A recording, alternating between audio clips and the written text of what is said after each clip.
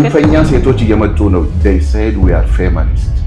እሱ ለጋዜጣ ተጠቀሙት በምንም ተአምር የሴቶችን መብት ሴቶች ማስከበር አይችሉም ብዙ ብር ስላለሽ ቆንጆ መኪና ስለነዳሽ እሱ በእግር ስለሆነ በምንም ተአምር ባላቶኝ ያ ላይ ሰራ ይችላል አሁን ነው አንቺና ባለቤትሽ ስትገናኙ መጀመሪያ ሴትነትሽን የፈለገው ዲግሪሽን አይደለም ሴት ልጅ በጣም መጣላው መጣል ወንድና ሴት እኩል ናቸው በጣም ሊሆናቸው ሴቶች ደግሞ በተፈጥሮ ትንቆሳቁ ሙሉ የትዳር ጸር አማች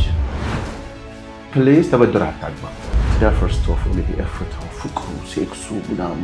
ግርግሩ ልክ እንደ ድግስ የሰው ልጅ እንደውም አንድ የመረረ እውነት ሰውየው ከትዳር በፊት ለይቷም ከትዳር በፊት ያለችው አርቲፊሻል ነው ሴቶች በነገራችን ላይ እኮ ቆፍጠን ያለ ወንድ ነው እናትህን ማኖርና